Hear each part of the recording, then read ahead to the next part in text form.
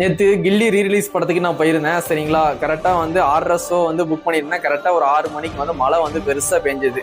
நான் அப்போவே நினச்சேன், என்ன நம்ம ஜனநாயகன் படத்துக்கும் போக முடியல. ஜனவரி மாதம் அந்த படத்தையும் சென்சார்னால தூக்கிட்டாங்க. பிப்ரவரி மாதம் வந்து ஆஸ்திரேலியா மேட்ச் பார்க்கலான்னு பார்த்தா ஆஸ்திரேலியாவும் செலக்ட் ஆகலை. சரி, கில்லி படத்தோட ரீரிலீஸாவது போய் பார்க்கலான்னு பார்த்தா மழை இப்படி பெய்யுது. நம்ம என்ன நினச்சாலும் வந்து தப்பாகவே நடக்குது, நம்மளுக்கு வந்து எதுவுமே கரெக்டாக நடக்க மாட்டேங்கி அப்படின்னு நினச்சிட்டு இருக்கும்போது ஒரு 1/2 hourல வந்து மழை வந்து சூப்பராக நின்றுச்சு. உடனே வண்டி எடுத்துட்டு ஓடிட்டேன். சரிங்களா, மழை திருப்பி வந்துடக்கூடாதுன்ட்டு கில்லி படத்தை போய் உட்காந்து பார்த்தேன். சரிங்களா, தேட்டருக்கு போனால் தேட்டரில் பெருசாக கூட்டமே இல்லை.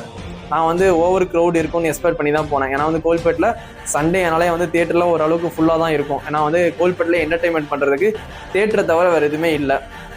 அப்படி பார்க்கும்போது நேற்று ஒரு தேட்டரில் ஒரு 50 பேர் தான் இருந்தாங்க.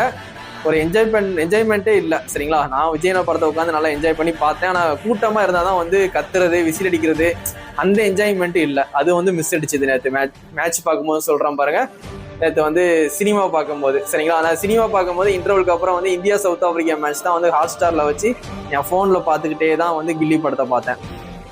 ஏன்னா வந்து இந்தியா வெர்சஸ் ஜிம்பாப்வே மேட்ச்சுக்கு தான் வந்து நான் வந்து வேலைக்கிழமை போகிறேன். ஆஸ்திரேலியா மேட்சுக்காண்டி டிக்கெட் போட்டிருந்தேன். ஆஸ்திரேலியா டீம் செலக்ட் ஆகலை. ஜிம்பாப்வே வந்து எங்களை அடித்தாங்களே, அப்போ இந்தியா கிரிக்கெட் டீமையும் அடிக்கணும்.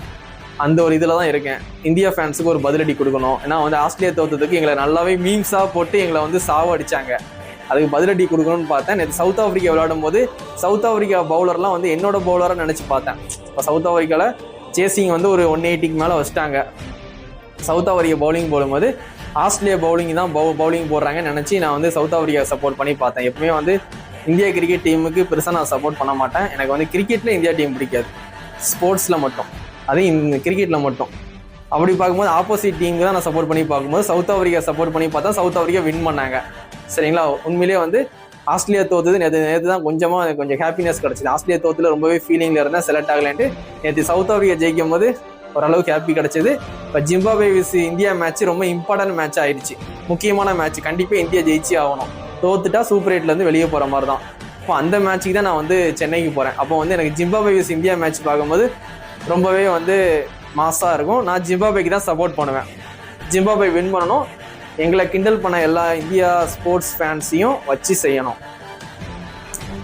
சரி, கில்லி படத்தை ரீரிலீஸை வந்து நேற்று போய் என்ஜாய் பண்ணி பார்த்தேன். எல்லாருமே என்ஜாய் பண்ணி பார்த்துருப்பீங்க. எல்லாமே ரீல்ஸாக எடுத்து போடுறீங்க ரீலீஸ். அதே மாதிரி தெரி படத்தை ரீரிலீஸும் வரப்போகுது, அதுக்கும் வெயிட் பண்ணுங்கள். எலெக்ஷன் வரப்போகுது, அதுக்கான வேலையும் கண்டினியூஸாக பார்த்துட்டே இருங்க.